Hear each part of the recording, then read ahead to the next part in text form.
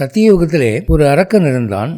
அவன் முரண் என்று பெயர், முராசுரன் என்று சொல்லுவார்கள். மகா கோபக்காரன், தேவர்களுக்கு ரொம்ப இம்சை கொடுத்தவன். மும்மூர்த்திகளாலும் எனக்கு தோல்வி கூடாதுன்னு வரம் வாங்கினவன். அப்போ தேவர்கள்லாம் பெருமாள்கிட்ட முறையிட்ட போது, சரி நான் அவனோடு போரிடுகிறேன் என்று சொல்லி, அப்போ பெருமாள் என்ன பண்ணாரா, தன்னுடைய திருமேனியிலிருந்து ஒரு பெண் உற்பத்தி ஆகும்படி பண்ணினார். அழகானவள் தான், ஆனால் ஆயுததாரிணி, நிறைய ஆயுதங்கள் வச்சிருக்க. அந்த பெண்ணை பார்த்த உடனே முராசுரனுக்கு ஒரு இளக்காரம். இவ என்ன செய்ய முடியும், என்ன அவளோடு அலட்சியமாக போரிடத் தொடங்கினான். ஆனால் அவள் அவனை கொன்று விட்டாள். அதன் பிறகு பெருமாள் வெடித்து எழுந்து உட்கார்ந்தார். அந்த பெண் பெருமாளை வணங்கி நின்றாள். சுவாமி, தேவரீர் திருவுள்ளபடி அவன் சம்ஹாரமானான், அடியனுக்கு தேவருடைய ஆசி வேண்டும் என்று கேட்டாள். அப்போ பெருமாள் சொன்னார், இன்று 11வது நாள் ஏகாதசி, அதனால உனக்கு ஏகாதசின்னு பேராகட்டும். ஏகாதசி தேவதை என்று உனக்கு பெயர். உனக்கு ஒரு வரம் என்னவென்றால், ஏகாதசி என்று விரதமிருந்து என்னை வழிபாடு செய்கிறவர்கள் சகல பாவங்களிலிருந்தும் விடுபடுவார்கள். மும்மூர்த்திகளாலும் வெல்ல முடியாத முராசுரனை